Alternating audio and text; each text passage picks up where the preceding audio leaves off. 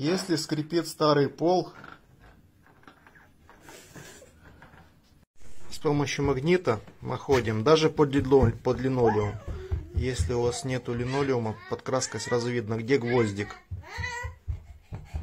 Оп, есть, вот тут гвоздик. Закручиваю рядом с этим гвоздем саморез. Накрутил саморезов, пол как скрипел, так и скрипит.